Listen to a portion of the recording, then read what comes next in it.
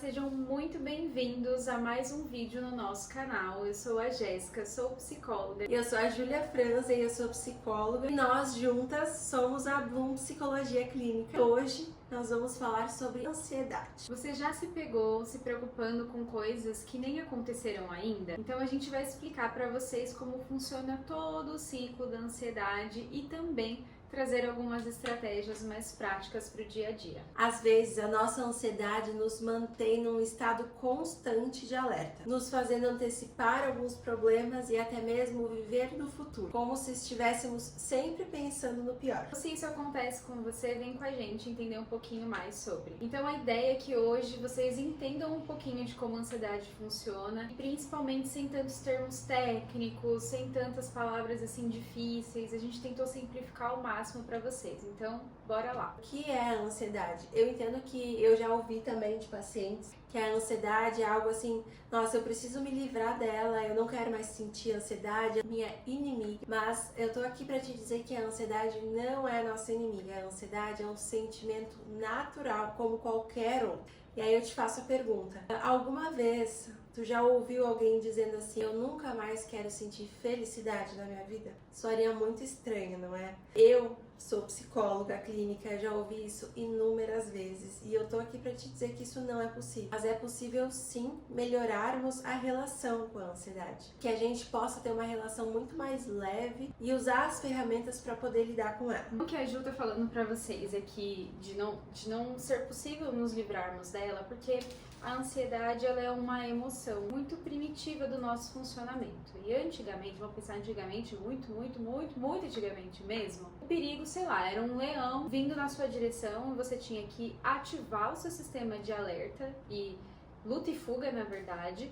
para se defender, para se movimentar. Hoje, obviamente, que isso aparece de outra forma, muitas vezes diante de situações desafiadoras, ou até mesmo, sim, de algum perigo, porque o medo e a ansiedade andam muito juntinhos, assim, né? Então, aparece de uma outra maneira. Só que hoje em dia, esses perigos, eles aparecem de outras maneiras. Como, por exemplo, prazos, responsabilidades, expectativas sociais, tarefas de casa, escola, faculdade, trabalho. Então, são inúmeras coisas que a nossa mente pode interpretar como um perigo e por isso que sentimos ansiedade. E também os perigos reais da violência, né? Contexto de violência que infelizmente vivemos, né? E nem sempre a nossa mente ela consegue diferenciar perigos reais de perigos imaginários ou perigos que são perigosos pra gente. Então, mesmo assim, a nossa mente liga esse alerta de que há um grande perigo por aí. Vamos entender um pouquinho como a ansiedade se manifesta. Então, se vocês já acompanham, inclusive, tanto eu quanto a Ju nas redes sociais, a gente fala muito disso. Fala dos 3 componentes da ansiedade, que basicamente são a nível de pensamento, no seu corpo e também no seu comportamento. Para quem tiver interesse em comprar o nosso e-book, que está muito completo, tem vários exercícios, várias explicações para o dia a dia, o link está aqui na descrição do vídeo. A gente esquece da nossa imersão, nós temos uma imersão também.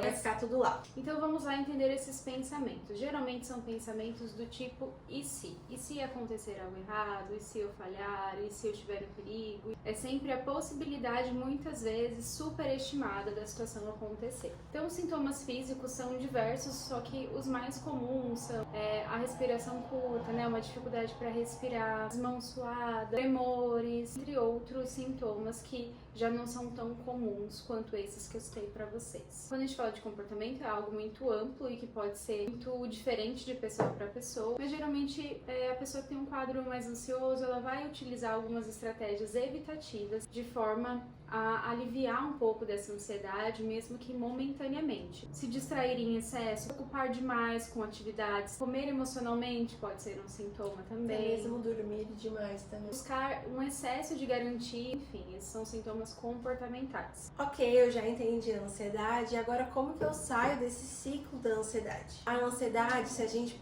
puder traduzir ela significa medo do futuro, medo do desconhecido, do que eu ainda não tenho certeza. Se a gente puder pensar sobre o que ela se alimenta, seria a fuga e a evitação. Então, quanto mais tu foge do que tu te assusta, quando tu tiver que encarar aquilo, mais assustador aquilo vai ser. Cada vez mais isso é reforçado na tua mente que aquilo é um perigo e que aquilo é mais perigoso e cada vez mais perigoso e mais assustador. Dentro dessa evitação, desse movimento de evitação, é possível também que você vá reforçando uma ideia de que você não tem habilidade suficiente para lidar então com esse desconhecido ou não está preparado o suficiente para, sabe, se virar na situação? Tá, eu não sei o que vem por aí, mas é confiar um pouquinho que você vai encontrar uma forma de lidar com adversidades, né, ou com aquilo que sai fora do nosso planejamento. Tá, mas como que eu posso parar de fugir e evitar determinadas situações?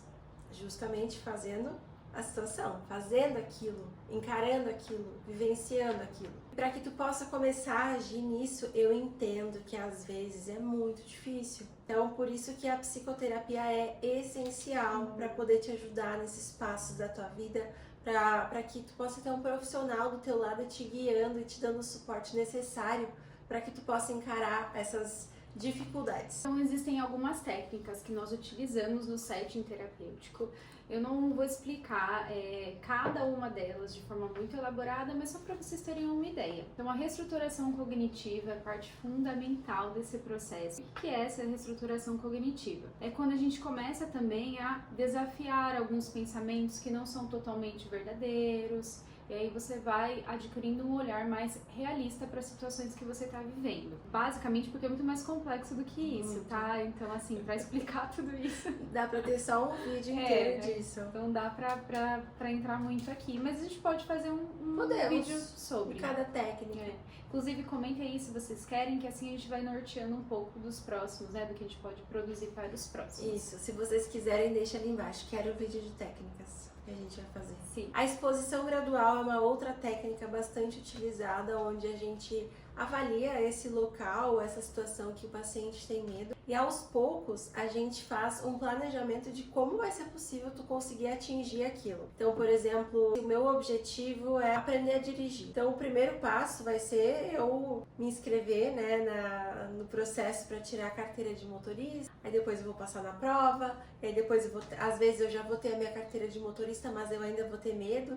Então eu vou chamar um professor para me dar uma aula particular, mesmo que eu já tenha essa carteira de motorista. Então, aos poucos, a gente faz apenas o próximo passo, a gente não olha para o todo. Porque se tu olhar para o todo, realmente, em muitas situações, aquilo vai parecer assustador. Mas quando a gente quebra esse todo em pequenas parcelas, acaba ficando um pouco menos desafiador e mais factível. E o porquê quebrar, né? É um processo de dessensibilização. Conforme você vai passando por essas situações e percebendo que muitas vezes a sua emoção ela tem até um aumento ali no início da atividade, depois ela baixa conforme você passa por essa situação, você vai dessensibilizando essa ideia de que você não tem habilidade suficiente ou que não vai suportar lidar com a situação que antes te causava tanta ansiedade. Nós também utilizamos a respiração diafragmática, que é algo bastante, inclusive, comentado nos dias de hoje, que é basicamente você retomar a atenção para a sua atenção, porque a primeira coisa que começa a desandar, assim, quando muito ansioso, é essa dificuldade de respirar. Então, um primeiro passinho também é ir retomando essa respiração. A última técnica que a gente vai explicar aqui é o Mindfulness, que é essa técnica que nos ensina a nos concentrarmos no aqui e agora, não ficar presos no passado e nem presos no que pode acontecer no futuro, mas a gente olhar para o que eu tenho hoje. Essa técnica também nós treinamos a habilidade de olhar e vivenciar situações sem julgá-las antes de ter a experiência. Então nos ajuda bastante com esses julgamentos e com evitações de algo que eu nem sei como é, mas eu acho que pode ser ruim. Então isso nos ajuda a ter uma visão mais limpa e mais ampla sobre as situações para que eu possa vivenciá-las. Então vamos para mais uma técnica e essa sim eu vou explicar um pouco mais para vocês. Pega um papel e caneta e anota. A ansiedade, assim, ela é mestre em começar com os pensamentos do tipo e se, como a gente comentou. Quando esses pensamentos do tipo e se surgirem, e se der errado, e se eu não conseguir, você faz um outro tipo de questionamento. Em vez do e se, você se questiona o que eu posso fazer agora para me preparar para determinada situação. Porque nesse movimento do em si é bem provável que você fique muito paralisado, né? Então vou tentar evitar ao máximo para que aquilo não chegue nem perto de acontecer ou não se realize de alguma forma. Então é melhor você ver nesse seu aqui e agora, até aliando aí a estratégia do Mindfulness, o que você pode fazer neste momento para se preparar. Pode fazer toda a diferença para você. E o último exercício é a escrita terapêutica. Esse é um exercício que eu adoro. Por quê? Porque ele nos ajuda a treinar essa habilidade de que a nossa mente, ela não precisa guardar tudo. Existe papel, existe agenda online, existem várias formas da gente poder lidar com isso. E essa escrita terapêutica é uma dessas. Então, eu convido vocês no final de cada dia, ou no início, ou no meio da tarde, ou dá pra fazer todas essas opções porque é demais. Eu convido vocês a escreverem tudo que está na mente de vocês, tudo que vocês não querem esquecer, tudo que é importante para vocês lembrarem naquele momento. Eu reforço que não precisa ser algo organizado, pode ser algo que tu simplesmente vai despejando assim. Tu te derrama naquele papel, tu escreve tudo que tu precisa. E isso ajuda a gente a esvaziar a nossa memória de trabalho, que é uma memória que a gente tem muita tendência a sobrecarregar ela. Então, façam isso, que eu acredito que vai trazer muitos benefícios para vocês no dia a dia de vocês e até mesmo com a ansiedade que é relacionada ao medo de esquecer as coisas. Então, a ansiedade ela pode até parecer um monstro incontrolável, mas na verdade ela é um alarme muito sensível e que a gente precisa ter uma sensibilidade, inclusive, né, para lidar com este alarme que às vezes dispara fora de hora.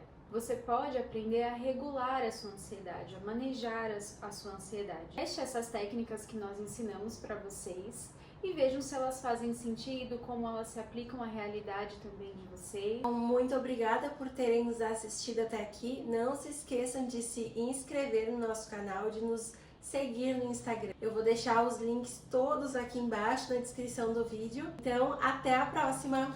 Beijo!